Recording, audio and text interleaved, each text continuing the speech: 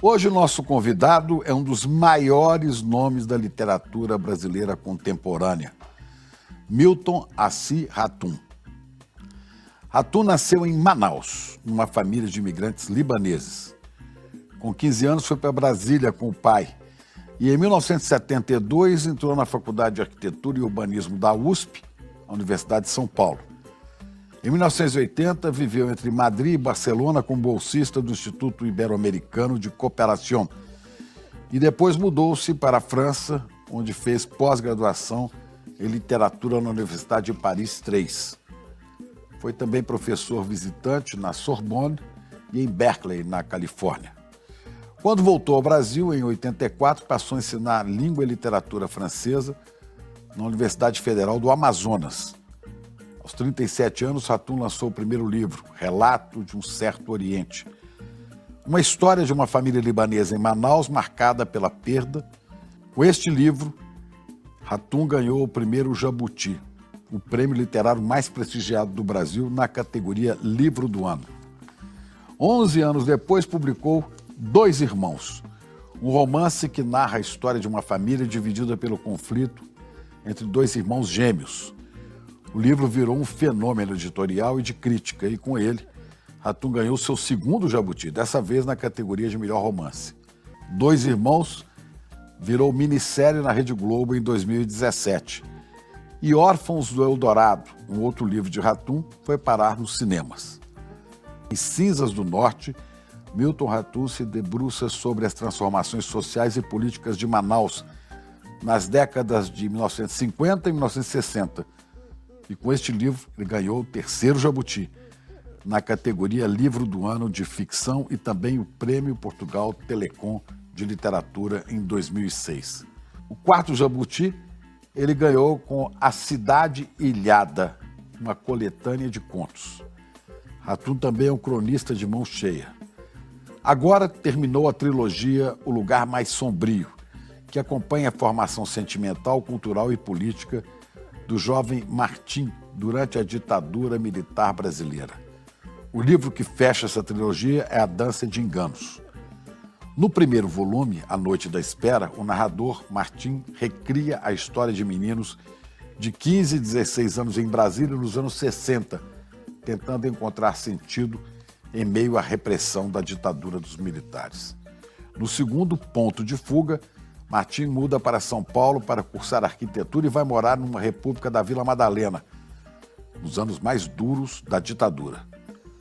A obra de Hatun foi traduzida para mais de 17 países e ele já vendeu mais de 500 mil de livros.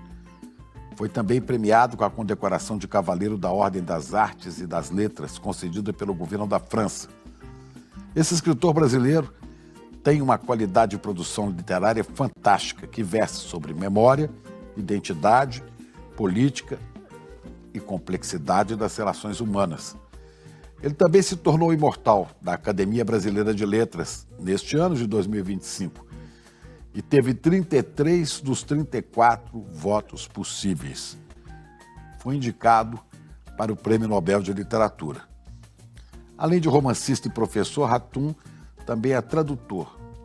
E para ele, cada escritor tem a sua voz e a sua preocupação ética, moral ou ideológica, e por isso ele não se omite. Aliás, a palavra omissão, ele diz que desconhece.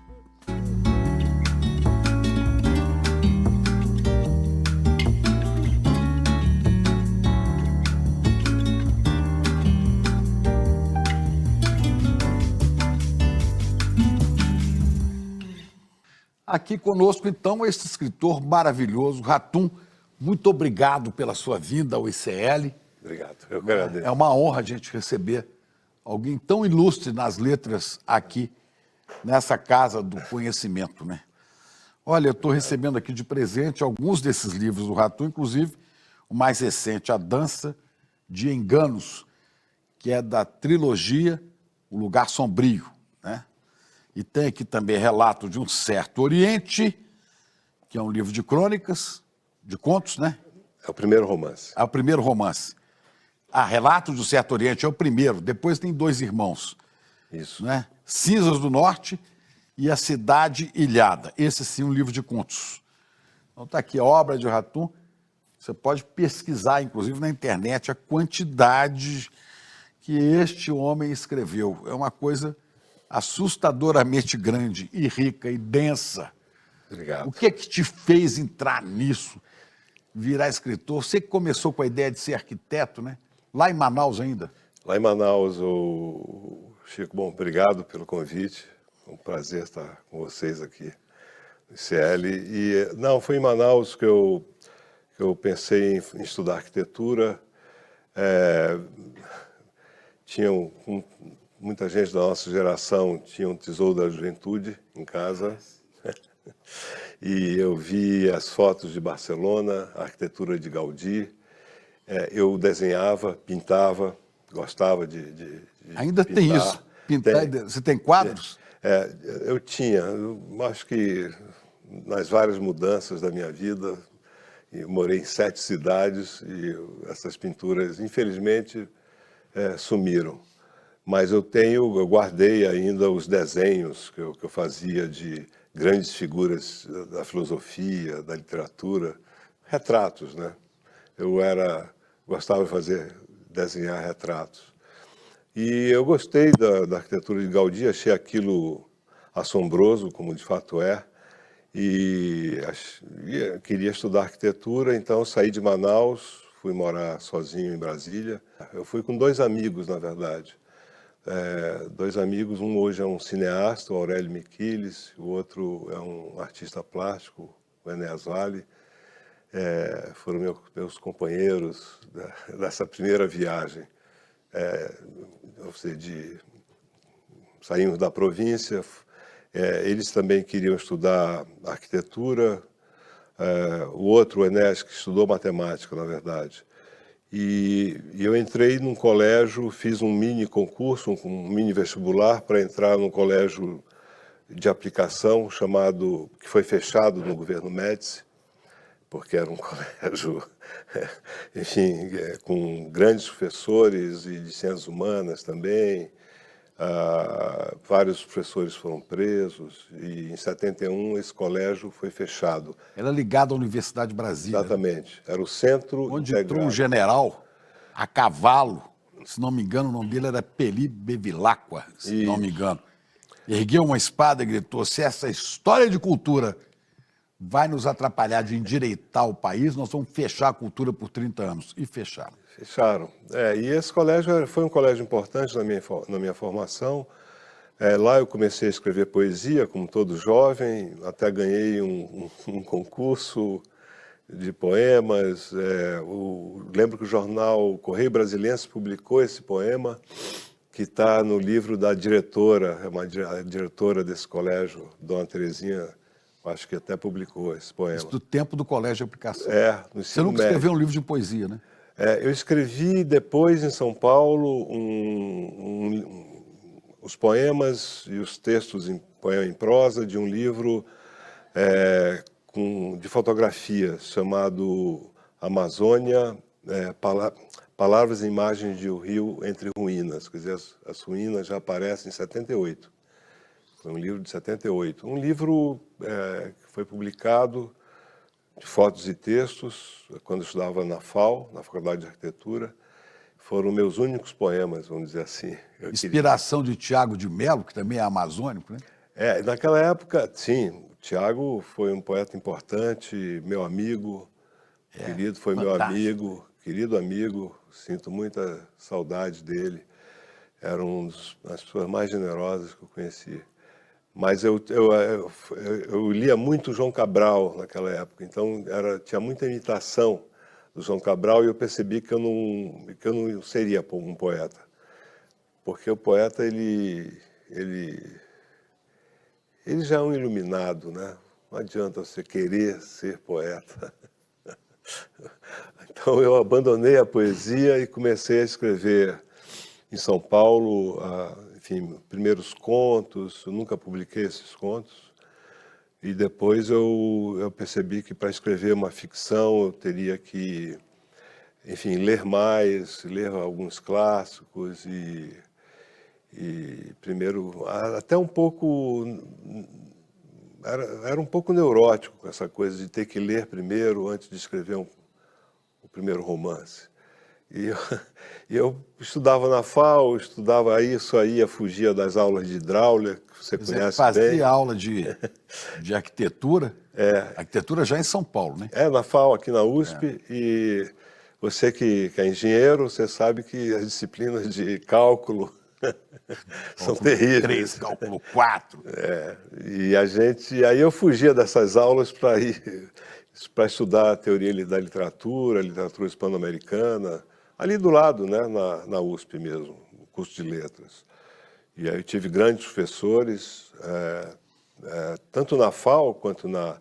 Eu tive a sorte de ter sido orientado na FAO pelo grande geógrafo Milton Santos. Que privilégio, hein? Foi um privilégio da minha vida ter tido o professor Milton Santos como orientador de um trabalho de iniciação científica. Então, fui me formando nessa época como leitor, como, enfim, estudante ali durante aquela brutalidade da ditadura. Eu participava do movimento estudantil, tanto em Brasília, eu fui detido lá, numa passeata. Foi preso? Eu tinha, 16 anos, lá na W3, e depois aqui em São Paulo, na PUC também, em 77. Foi preso, né? Quando aquele coronel Erasmo Dias invadiu a PUC, né? E prendeu mais de 800 pessoas, estudantes. Os milicos gostam, de vez em quando, de invadir a universidade. O saber é um perigo, é uma arma perigosíssima. O saber, o conhecimento, enfim, tudo que promete um avanço da civilização, eles tentam, vamos dizer, bloquear, né? O conhecimento desafia a ordem unida, né? E a liberdade, né? A liberdade de imaginar. Por isso que também perseguem os artistas, os escritores, os músicos, né? Os poetas, enfim, não querem isso, né? Tem pavor da liberdade, do pensamento, da imaginação, do sonho, dos nossos sonhos, né? De um projeto, de um futuro melhor, de uma sociedade melhor, mais justa, mais humana, né? Não gostam disso, né? Gostam mesmo desse poder repressivo, autoritário, dominação, né? Vigilante, dominador.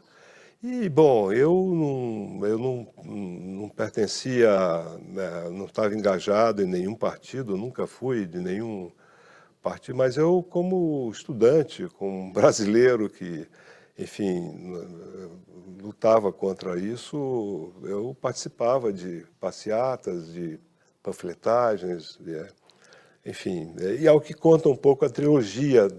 A trilogia é uma autobiografia? Ela não chega a ser uma autobiografia, mas ela tem... Toda a obra, Chico, acho que literária, tem um pouco da nossa vida, da nossa experiência, que é fundamental para quem escreve. Essa trilogia que você terminou agora, né? Essa trilogia, ela não é uma coisa autobiográfica, né? Não. Mas é inspirada todo o tempo nos momentos que você viveu. Exatamente. Desde que foi para Brasília. Desde Brasília, a história desse personagem, do Martim, tem alguns pontos em comum com a minha história, porque eu também morei em Brasília, nós estudamos no mesmo colégio, na mesma escola, e sentimos a mesma solidão em Brasília, uma solidão radical.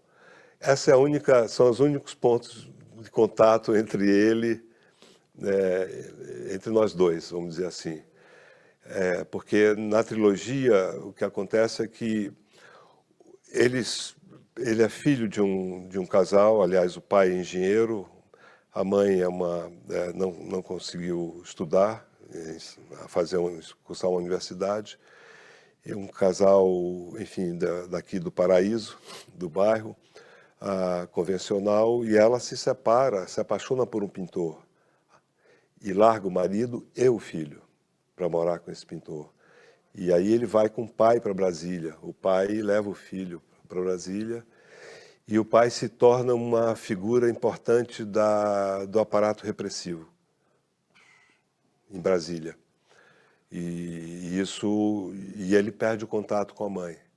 Então, nos 2 primeiros volumes, o leitor não sabe o destino dessa mãe, o que aconteceu com ela. E ela não consegue ver o filho. É essa solidão que você se refere? E é uma solidão também, sim, essa solidão de ter perdido a mãe, essa amargura, essa angústia, esse drama moral, né, de ter perdido a mãe.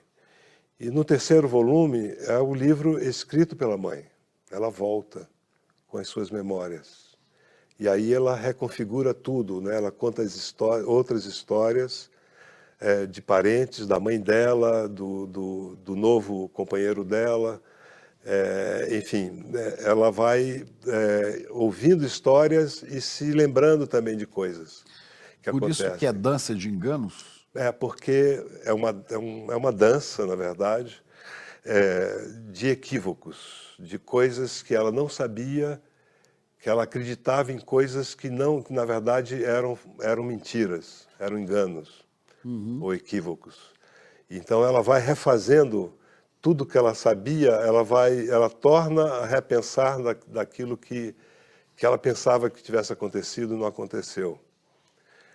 Inclusive com o irmão, com outras personagens.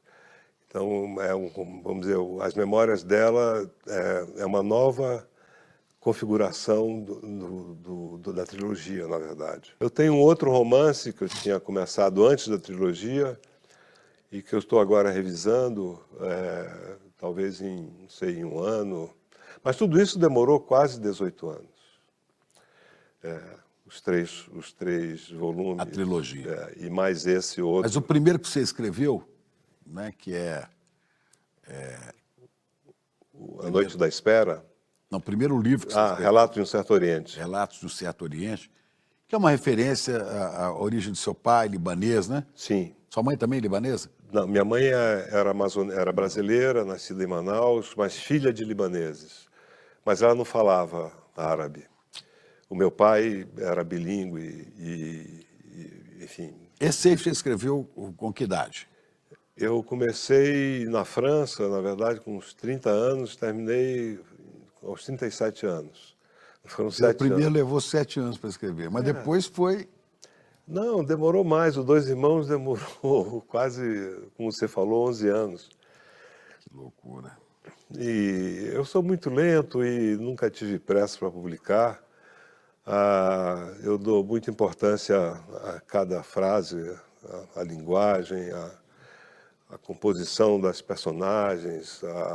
O romance tem isso de você ter que dar uma coerência interna, né, ao conjunto, né, de saber, enfim, usar os pormenores, os detalhes, que depois... Antes de escrever, você já tem a ideia, a história na cabeça, onde ela começa e onde ela vai dar? É exatamente isso.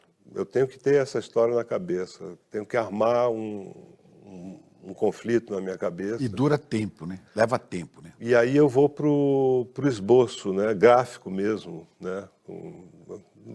A herança da arquitetura, eu faço gráficos, desenho, romance, traço um arco temporal, escrevo sobre os personagens antes de começar a escrever o livro, para entender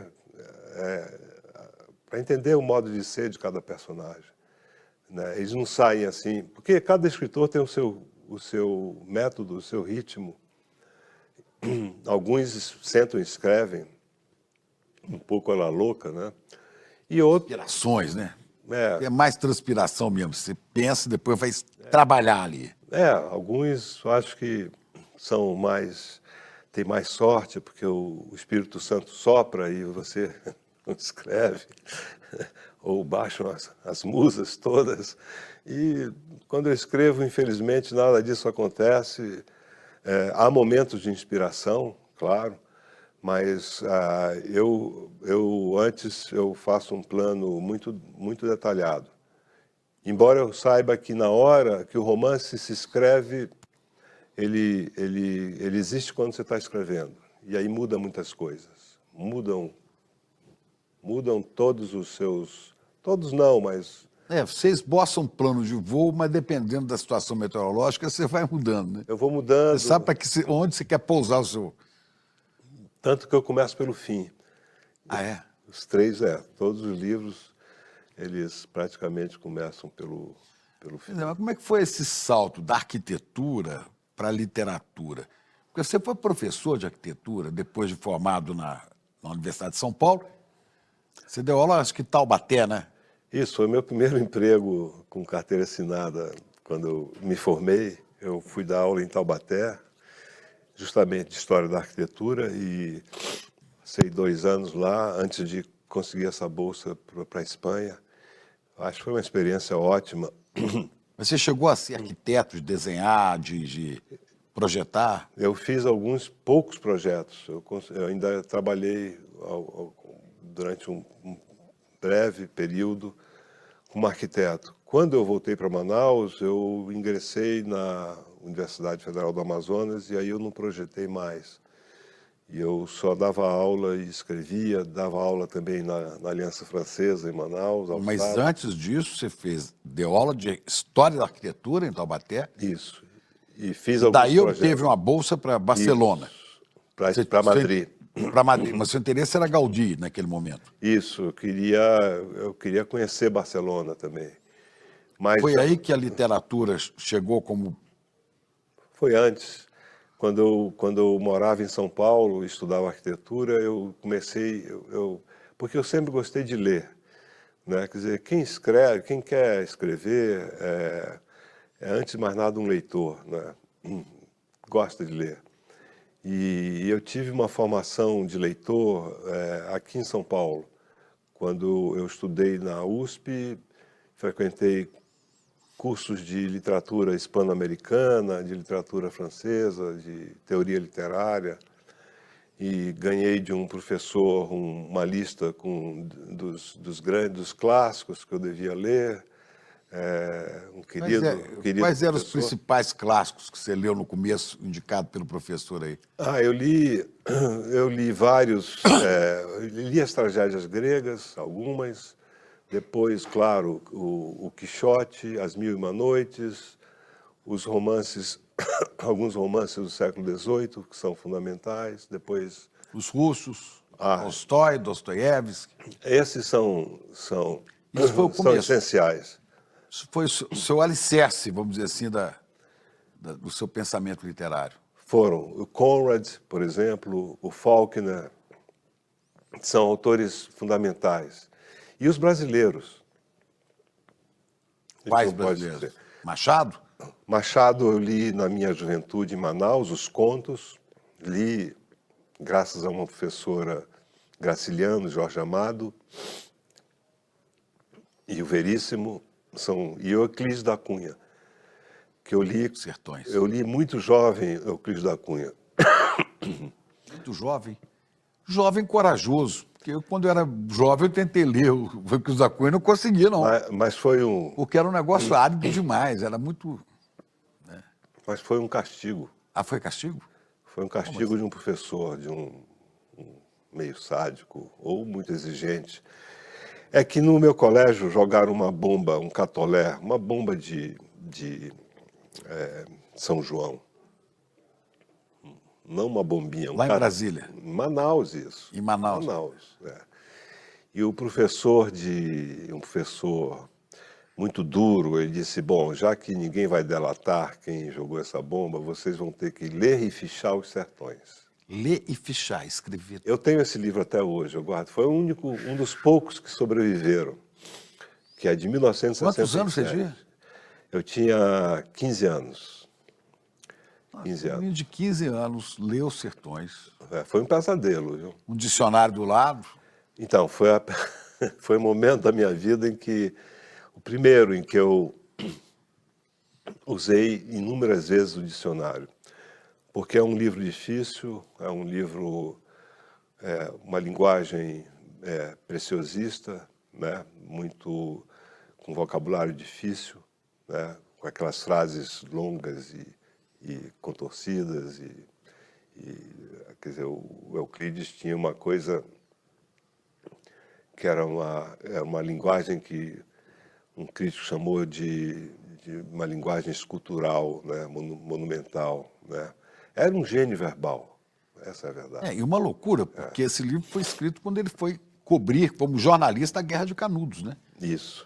E foi para fazer para o Jornal Estado de São Paulo. Imagina os leitores do Estadão na época se deparando com isso. Mas é um livro importantíssimo, apesar enfim, de toda aquela herança positivista, de determinismo climático, né? Ali é um livro com muitos problemas, vamos dizer, do ponto de vista antropológico, né? Mas o Euclides é um homem de 1900, né? Do século XIX, do final do século XIX. E ali tem questões, vamos dizer, tem muito preconceito ainda, mas como vamos dizer assim, obra literária, é um livro importante, né? Não é uma ficção, mas tem uma construção, vamos dizer, que se aproxima muito do ficcional, né? Mas foi um livro importante. E o meu problema com o Euclides durou décadas. Sofreu, né? Eu sofri com ele e até comecei uma tese que eu não terminei, de doutorado, sobre o Euclides, não sobre os sertões, mas sobre um texto da Amazônia, porque ele foi também para a Amazônia, né? E acabei abandonando a tese para escrever o Dois Irmãos. Que loucura. Abandonei o Euclides, a tese, Manaus e a universidade. Bom, voltando, eu estou tentando seguir uma linha cronológica.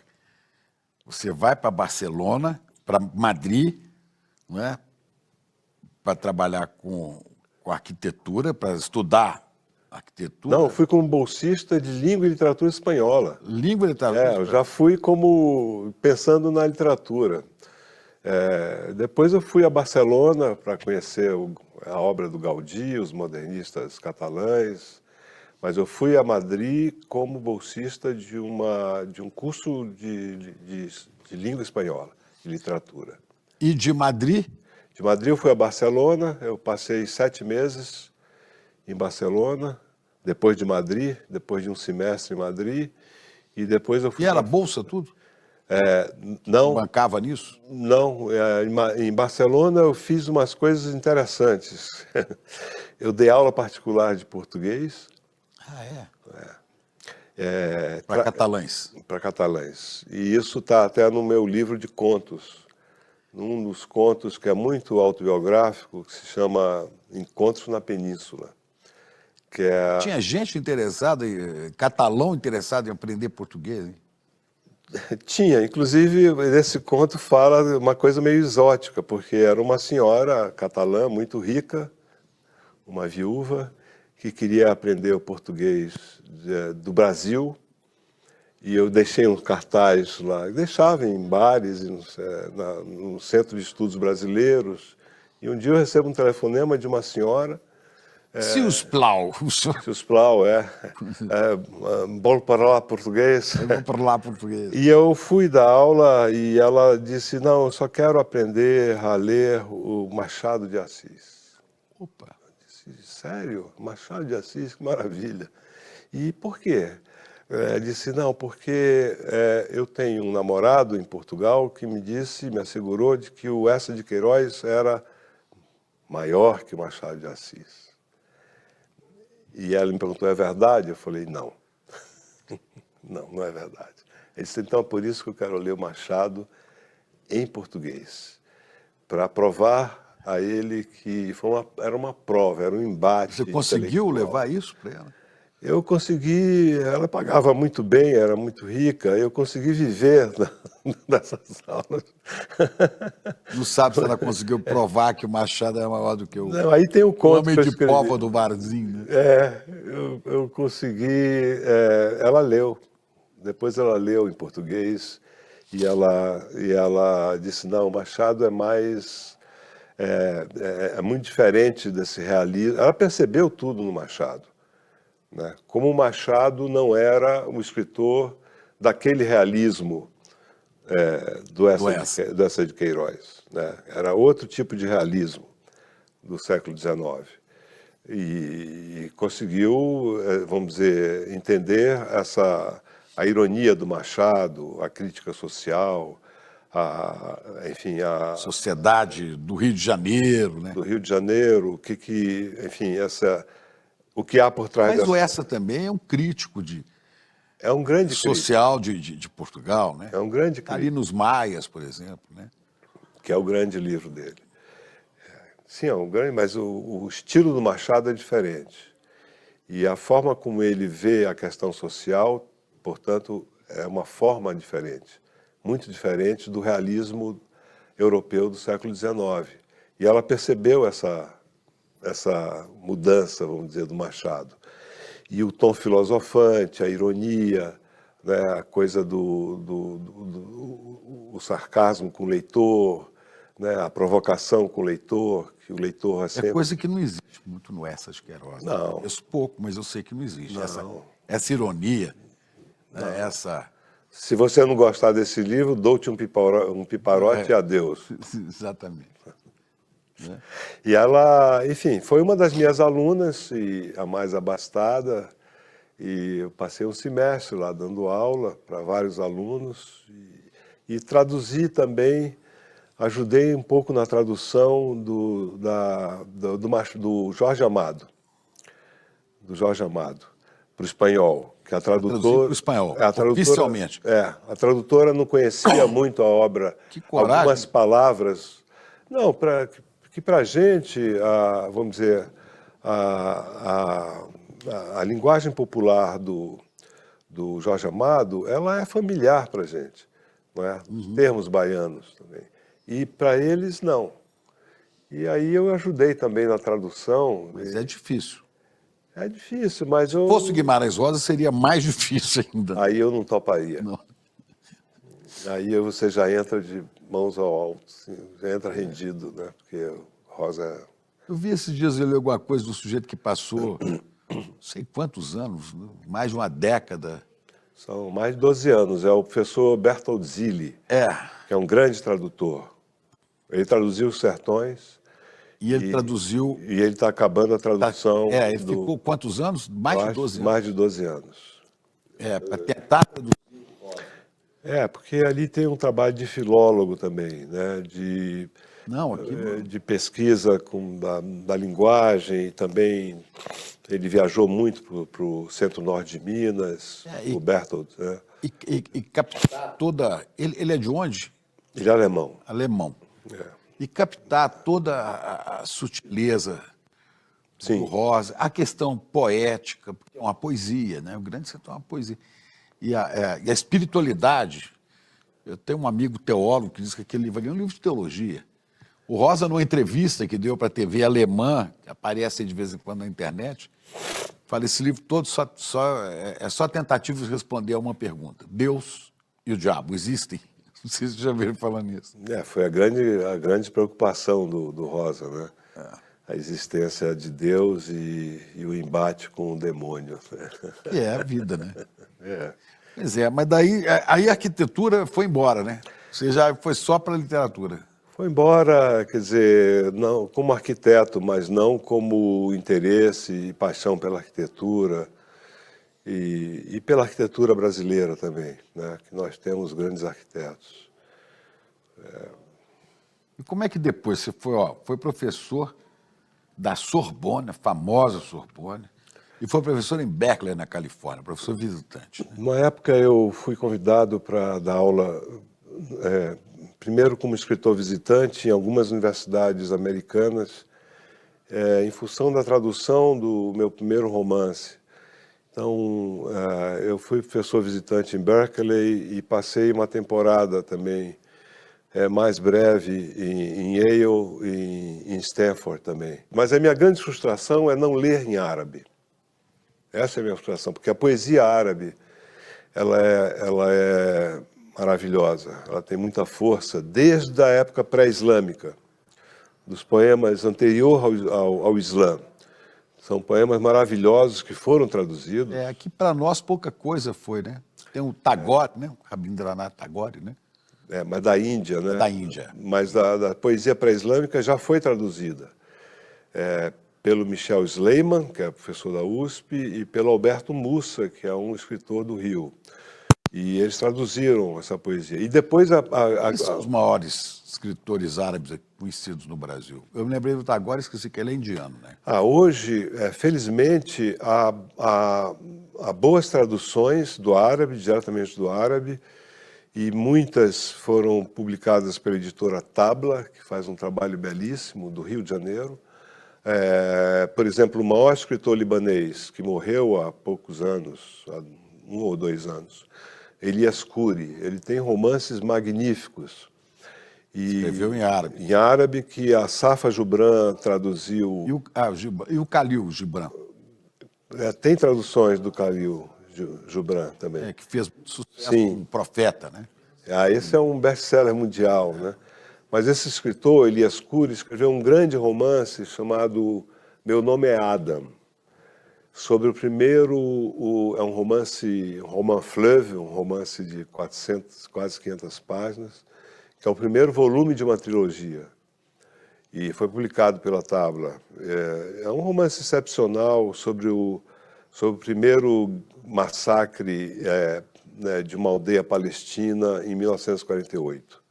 Ele conta a história desse gueto.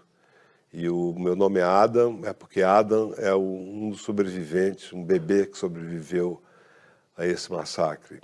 E daí não parou mais. Daí não parou mais. Esse romance é extraordinário. Eu não estou falando do romance, estou falando do massacre que a gente tem assistido, né? Não parou mais. Começou em 48 e não parou mais, isso é verdade. E a Tabla publicou o maior poeta palestino, Mahmoud Darwish, publicou hoje, eu acho, que deve ser do maior poeta de língua árabe, que é o sírio chamado Adonis, ou Adonis, que mora na França há muito tempo. Ele é muito cotado para o Nobel todo ano. Ele já é um homem de 95 anos, né? Não vai ganhar, mas é um grande poeta, grande ensaísta, grande tradutor. E a Tabla publicou também vários romancistas, outros romancistas libaneses, como a Hoda Barakat, que é uma ótima escritora, romancistas do norte da África, e também não árabes, né? Turcos, romancistas turcos, enfim. É uma editora que está tirando atraso dessa... não sei porquê, essa literatura árabe ficou ocultada durante muito tempo. E, no entanto, É de difícil acesso para a gente aqui, né? E agora são traduções que estão aparecendo, né? E publicou agora um livro importante também sobre a Palestina, de um jovem chamado Mohamed El-Kurd, um livro chamado As Vítimas Perfeitas, né? Como é que é essa história do massacre do povo palestino, do genocídio do povo palestino, bate em você que tem essa sensibilidade de escritor? É horrível, porque pensar que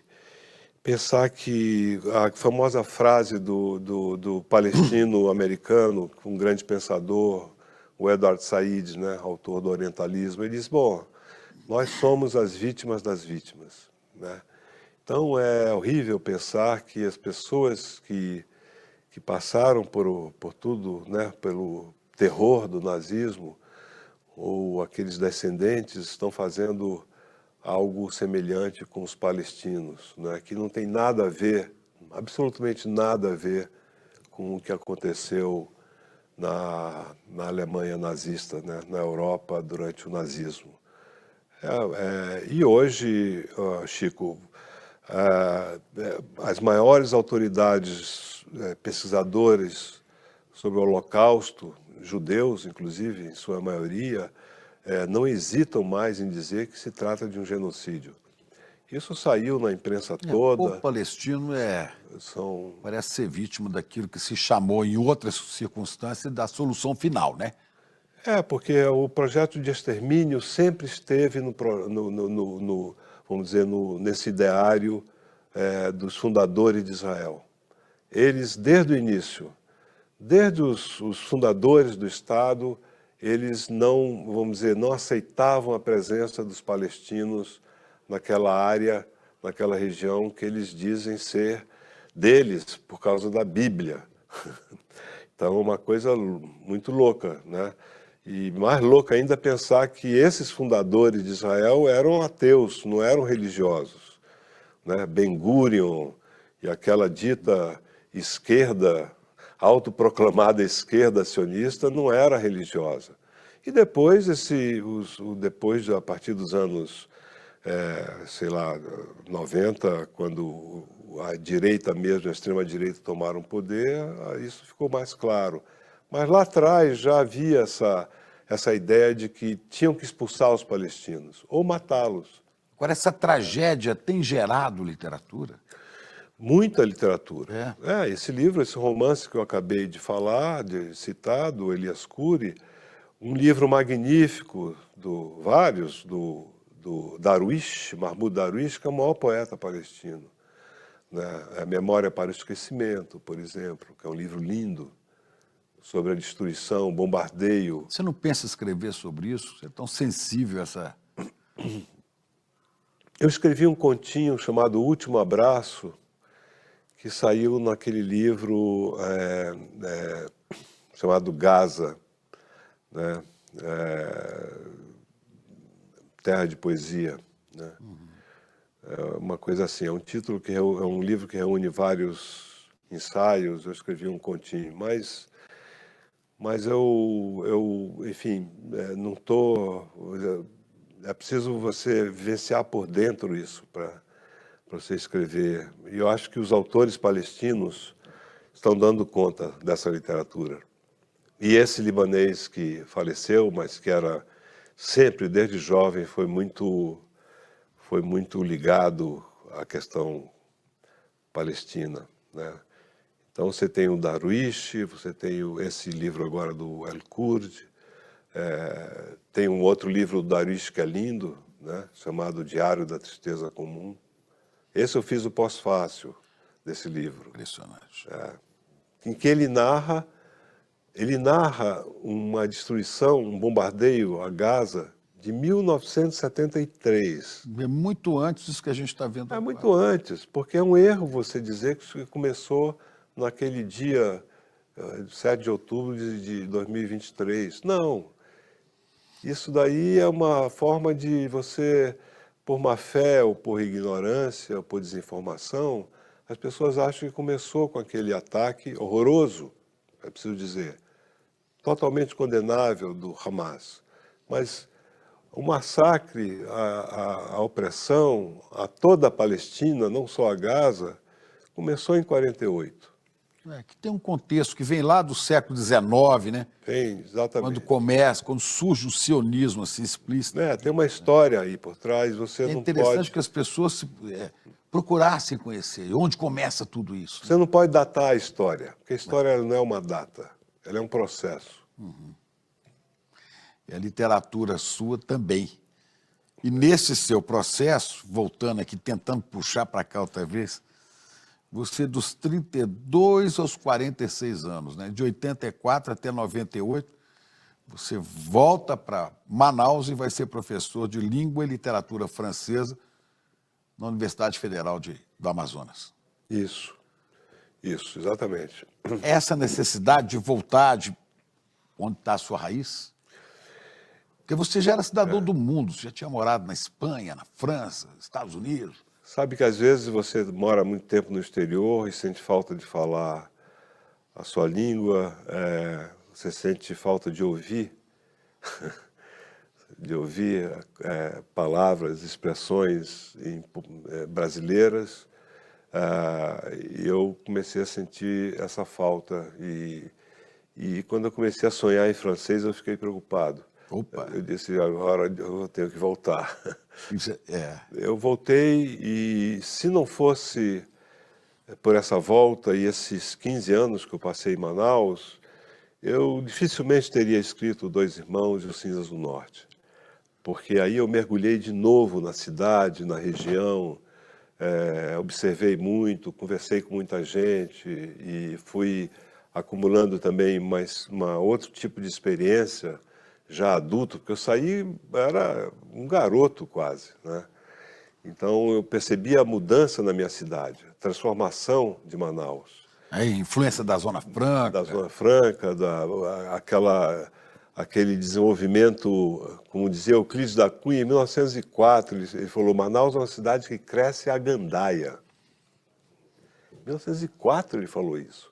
O que é uma cidade que cresce a gandaia? Quer dizer, cresce ao Deus dará, sem nenhum planejamento, sabe? Quer dizer, cresce assim como se fosse cogumelos, sem nenhuma planificação, e vão destruindo a floresta, quer dizer, sem nenhuma racionalidade. E eu vivenciei essa transformação bruta e abrupta da minha cidade. Né? O fim dos igarapés, onde a gente se banhava, que era o lazer do povo, das pessoas, o fim desses rios que entravam na cidade, essa Manaus que tinha uma harmonia com a natureza, isso tudo foi sendo destruído. Você viu a agressão ao rio da sua aldeia, para citar. Total, total. Isso foi importante até mesmo para, enfim, esse sentimento, vamos dizer, essa melancolia em relação à perda da sua cidade. Não uma nostalgia. Não. É uma melancolia porque você sabe que isso não volta mais. É tristeza de ver alguma coisa ser destruída e falar isso não vai ter nunca mais, né? E que poderia ter dado certo. Porque o progresso, as pessoas confundem o progresso com essa barbárie urbana, sabe? Por exemplo, essa verticalização louca de São Paulo. As pessoas acham lindo ter prédios de 50 andares. Vai ter um agora na Zona Leste de, sei lá, 80. Tu também já tem, na beira da praia. Mas que beleza é essa? Entendeu? Quer dizer, então esses construtores, enfim, eles ganham muito dinheiro e vão passear em Paris, em Barcelona, que é mais bacana, né? Porque vai ser um sufoco viver numa cidade em que você não vê mais o céu. Você tem que agora gargarejar para ver o céu. Eu tenho irmã que fala, ela lembra, acho que é o Woody Allen, que ela lembra, fala, fui a Nova York, mas não tive o privilégio, acho que de Woody Allen, que para visitar a cidade, para ver a cidade, andava de maca, né? Para olhar para cima. No fundo é isso. É isso, quer dizer, será que a horizontalidade não seria mais, vamos dizer, harmônica com aquilo que existiu, né, na natureza? Mas não, é só o lucro. Você ficou 14 anos, então, dando aula em Manaus. E depois mudou-se de lá de novo. Eu vim para São Paulo e comecei um doutorado na USP e larguei, como eu disse, eu larguei o doutorado para escrever o Dois Irmãos. Nossa, uma loucura. E todos esses prêmios que eu falei, né, que eu citei aqui, recentemente indicado para o Nobel de Literatura, que o Brasil merecia ter você como representante do Nobel, como já teve outros aí, Machado, Rosa, Drummond. Sem modéstia, viu, Chico? Eu não mereço nada, não mereço nada. Pô. Mas quem merecia mesmo era o Drummond, a Clarice Lispector, o Guimarães Rosa. O Machado de Assis publicou Memórias Póstumas em 1880. O Nobel é de 1901. Eu não tinha ainda uma tradução, mas ele já era o maior escritor da América Latina. Bom, vamos dizer que, mas o Rosa, Graciliano Ramos, Clarice Lispector, Drummond, João Cabral, Merecia. Manuel Bandeira, e ainda tem outros aí. E Milton Ratum. Não. Eu digo que sim, vai dizer que não. Diante desses mestres, eu prefiro...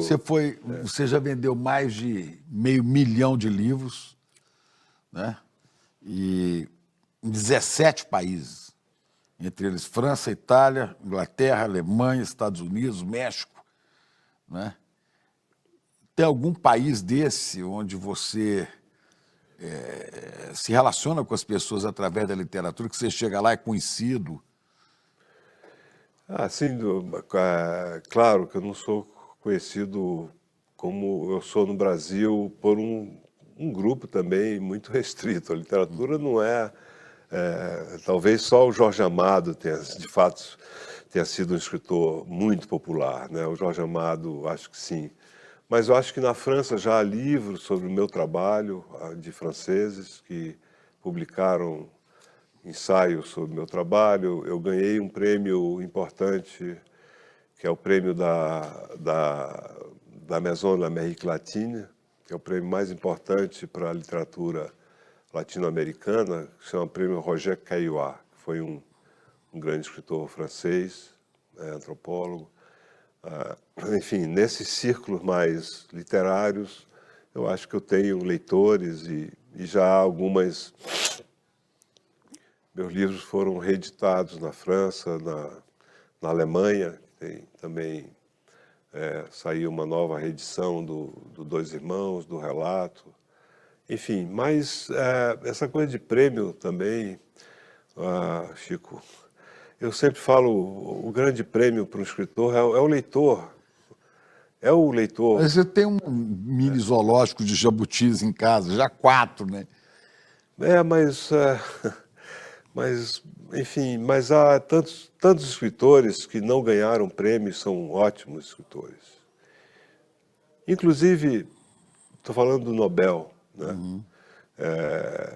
O Jorge Luiz Borges não ganhou o prêmio Nobel. E o Brasil, você citou um monte aqui de gente que merecia, né? Merecia, sem nenhum chauvinismo, sem nenhum ranço de nacionalismo, é que são grandes escritores. Qualquer pessoa que no exterior francês, e eles dizem isso, eles falam da Clarice Lispector, do Guimarães Rosa, quem leu, falam com muita admiração. E agora tem gente que, Drummond, fora do Brasil, lê o Machado e fala que coisa. Deixa eu ver. Pois é. Né, uma crítica literária dos Estados Unidos, dizendo que é o maior escritor que ela já conheceu, né? Mas é um dos maiores, é um dos grandes mesmo, e a verdade é que a Academia Sueca é uma academia voltada para a Europa, e de vez em quando faz uma concessão à África, à Ásia e à América Hispânica. Hispânica, porque aí tem o Garcia Marques, tem o Neruda, né? O Neruda, tem Agora, Gabriel. não deu para falar, e não dá para falar numa entrevista assim sobre cada um, ou pelo menos os principais livros que você escreveu, né? Não dá para a gente detalhar isso. Então, eu resumo em algumas perguntas. Em última instância, por que você escreve? O que te faz se dedicar a esse ofício de escrever, de contar uma história? Essa é, acho que, a grande pergunta. E a única resposta, acho que possível, quer dizer, quando eu comecei a escrever, eu percebi uma coisa. Isso eu era muito jovem, quando eu escrevi os meus primeiros contos e poemas, é que eu nunca mais poderia deixar de escrever, movido por esse desejo de inventar esses pequenos, essas fantasias, esses pequenos mundos. Quando você começa paralelos. a escrever, isso dá um desejo de escrever mais, de escrever mais, de escrever mais? Não para. Não para. Tanto que nesses 18 anos, raros foram os dias que eu não escrevi. Isso não significa passar 8, 10 horas escrevendo. Às vezes, você fica poucas horas. Eu leio muito mais do que eu escrevo. Todo dia. Domingo também. Só quando o Flamengo joga eu não escrevo. Aí eu vejo o meu time jogar. Tem isso também, né? Mas eu escrevo todos os dias e leio muito mais do que eu escrevo. Como o tempo de prazer, eu divido entre a leitura e a escrita. A leitura não estaria acabando hoje? Eu fico pensando nisso com a quantidade de apelos visuais da internet, dos streamings na televisão, dos filmes para você assistir. As pessoas estão lendo cada vez mais, ou isso é impressão minha? Menos ou é impressão? Não sei, eu acho que não. Eu acho que é uma impressão que a gente tem, porque as redes sociais, o celular... O audiovisual, a pessoa está mais vendo do que lendo, parando para ler, né? Não, mas há muitos leitores ainda. Sempre haverá. Está aumentando ou está diminuindo? Não sei dizer, mas que há muitos leitores, há. E sempre haverá, porque o dia que não houver mais leitores de literatura, é um sinal de esvaziamento total da nossa humanidade e daquilo que o ser humano, vamos dizer, se alimenta, que é a fantasia, que é o sonho. Né? Porque quando ele lê uma ficção, ele está viajando, né? Ele está lendo, vamos dizer, um mundo, um universo paralelo, fora dessa realidade empírica, né? Então é um modo de você também sonhar com outras coisas, com outros mundos, que podem ser melhores ou piores, mas é um mundo diferente. Que a história e imagens te limita aquilo que ela está mostrando, né? Você não viaja na imaginação. Não viaja na imaginação. E cada página de um romance, vamos dizer, essa sua viagem vai se multiplicando, né? Ela não tem fim, na verdade.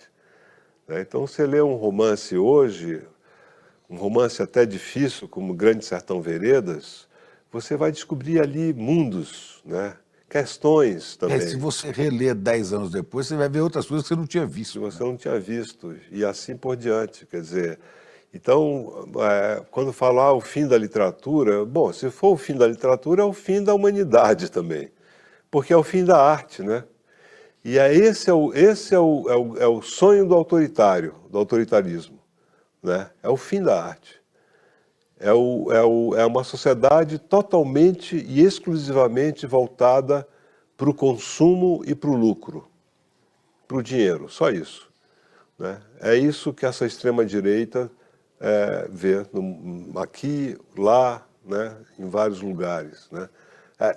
Destruam a arte não serve absolutamente para nada, porque alimentar o espírito, vamos dizer, aguçar a nossa sensibilidade, né? Quer dizer, e os nossos sentimentos, isso não interessa para essas pessoas. Você fala agora você tocou no ponto na questão ideológica, né? É claro. A extrema-direita sempre condenou a arte de alguma maneira. Sempre baniu os artistas. O exemplo Censurou. maior da história, eu acho que para nós recente, é do Adolf Hitler, né? Queimando livros. Claro, expulsou os intelectuais alemães, os artistas, todos. Era um pintor medíocre ele, né? Medíocre, era um imbecil, um criminoso, um dos maiores criminosos da história. Mas tem seguidores, né? Tem seguidores, e tem outros que são criminosos porque negam a vacina. Então, milhares de pessoas morrem de Covid porque um criminoso presidente negou, atrasou deliberadamente, né, a vacinação dos brasileiros e das brasileiras. E acha que, em nome do suposto progresso e enriquecimento, né, os povos indígenas podem ser dizimados, para falar da sua Amazônia, ou a floresta, né? Que é outro crime que vem da ditadura, né, dos anos 70. Isso vem dos anos 70.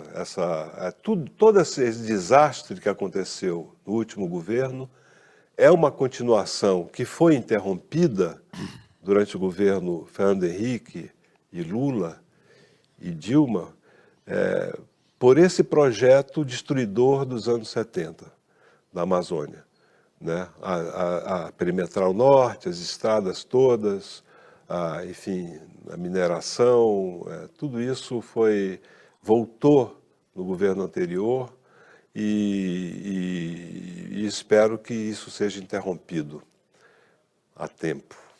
Os seus livros, portanto, como são todos os livros, material de conteúdo político.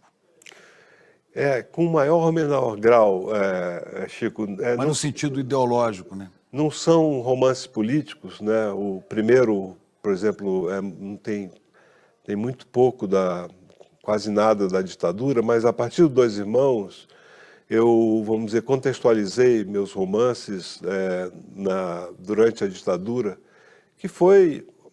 Nós crescemos, nós passamos toda a nossa juventude e uma parte da vida adulta, a nossa geração, durante a ditadura.